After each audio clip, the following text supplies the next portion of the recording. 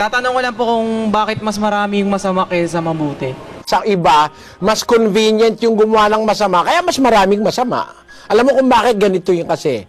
Gumawa ka ng isang cabinet kung ikaw ay isang alwage o karpintero, lilihahin mo yon, kakatamin mo, tapos papako mo, tapos lilihahin mo, tapos gagawin mo, lalagyan mo pa ng mga tornilyo, ng mga bisagra, pagkatapos lagyan mo pa ng salamin, tapos pininturahan mo, kaya binarnisan mo. Siguro sa linggo bago mo natapos Pero meron dumating na inggit, kumuha ng palakol, pinagwawasak. Wala pang medya ora yung wasak na yun Kaya mas madaling gumawa ng masama kaysa sa mabuti. At ang paggawa ng mabuti, it takes time.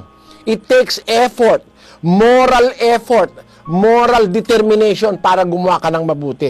Pero yung masama, walang prinsipyo yung masama. Kahit saan mapunta, pwede Kaya yun ang nag-i-explain, mas mahirap gawin ang mabuti kaysa sa masama. Kaya nangyayari, ang mga tao nahihilig gumawa ng masama. Yun. Di ba mas madaling magnakaw kaysa maghanap buhay? Pag nagnakaw ka, pag nakatsyempo ka, 4 na milyon. Pero masama yun. Mas madaling gawin ang masama kaysa sa mabuti. Kaya mas marami ngayon ang masama kaysa sa mabuti kasi yung iba ayaw mahirapan. Ganun yon, kapatid. Basahin natin. Sa 3:19 ng Juan, ganito nakasulat.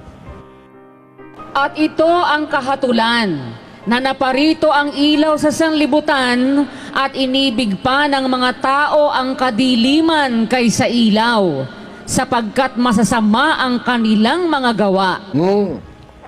Sapagkat ang bawat isa na gumagawa ng masama ay napopoot sa ilaw at hindi lumalapit sa ilaw upang huwag masaway ang kanilang mga gawa. Ayun, maliwanag yan Merong mga taong masasama, kaya mas marami sila, ayaw kasi nilang masaway Pero kung papasaway lang ang tao, hindi tayo magiging masama kung papasaway tayo.